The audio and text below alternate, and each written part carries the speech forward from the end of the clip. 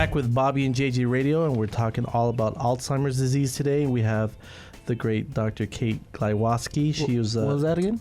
Glywasky. Got it. You got it. All right. Got so she former military. She has a private practice, and she's been working with Alzheimer's patients for 13 years. I want to say thank you so much, Dr. Kate. Thank you for hanging out with us in the studio. You. It's a great honor.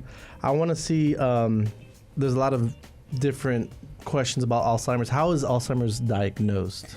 You know, that's actually a question that is still something that is yet to be answered, actually. So there's a lot about Alzheimer's that we're still figuring out through research. And the only confirmation that somebody actually had Alzheimer's disease is after they pass away.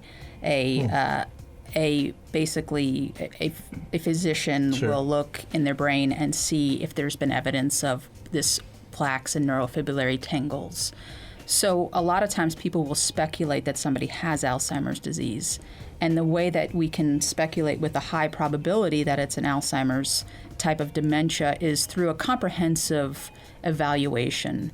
First, as a neuropsychologist, or I work with many neurologists. I work with very geriatric doctors and family practice docs. And a lot of times what they do is have a comprehensive kind of history of when memory problems started. Right. And so if you look at that pattern of decline in an individual, particularly with regard to memory, short-term memory, we'll also look at other presentation as far as language skills, those sorts of things. So there's testing that can oftentimes be done, cognitive testing. Sure. And then also through neuroimaging. So technically you're not 100% sure until someone dies and then you look at their brain after the fact. Absolutely. So before then it's speculation. And what do they look for? What do they see in the brain? She said plaque and another word that I didn't understand. Yeah, so there's a presence of plaques and tangles, okay, and this is at a microscopic level within the cells.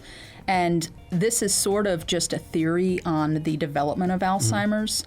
I try to always say things in perspective with Alzheimer's that maybe 5 or 10 years down the line, when I'm looking back and hearing myself, I can always then say, at the time I wasn't very sure, because none of us are really Right, sure. no, I understand. Absolutely. So, but what we always want to look at, though, is the presence of it from a pathological or cellular level in the brain.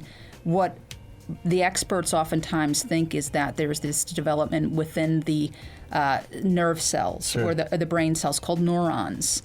And with the presence of certain types of plaques, and if you look at it, the term plaques, it really looks like some sort of Sure. kind of yucky substance that really then prevents the cells from growing and receiving nutrients, which then causes cell death. So the neurons. See, my wife and I. She's a scientist. She runs a lab at the University of Texas Health Science Center. I am. So our date night is going to like talks. So we've been to a bunch of Alzheimer's talks. Oh, that's great. Yeah. That's so I great. actually know a lot about more than the average bear about the subject. Let's talk about why Alzheimer's is so important to get an early diagnosis for someone. Yeah, although we don't have a cure at this point, Sure. there are a lot of things that somebody with suspected Alzheimer's themselves and their families would really want to know.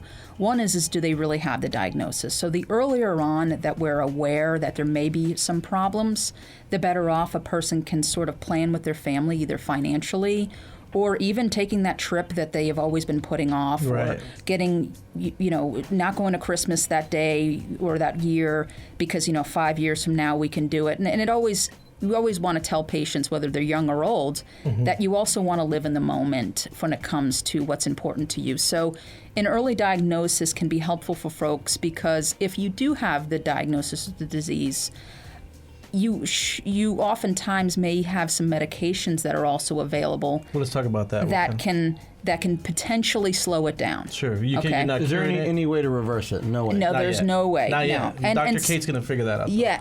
If you need help, I'm off weekends. Okay. All right. Sounds great. So what I do want to say, too, is a lot of the medications that are around, they sometimes offer to slow it down by a couple months, maybe 18 months, maybe less. Sometimes it really depends on the individual that it doesn't slow at all. Sure. So as it is right now with the medications. We don't have anything very effective at all if it only slows it down very little. No, you're just creating speed bumps, and so that it's inevitable, but you're just going to so slow out down of a bit. out of the 6 main conditions or illnesses in the United States that people die from. Alzheimer's is the one. Sure. One of the 6. And they're the only ones of the 6 that there's no cure. Heart disease, we talk about diabetes, cancer, AIDS, those sorts of things. So is it a possibility in the next 10 years that there's a medication that'll stop it, reverse it, or cure it? Yeah, I mean, there's a great possibility with participation in research.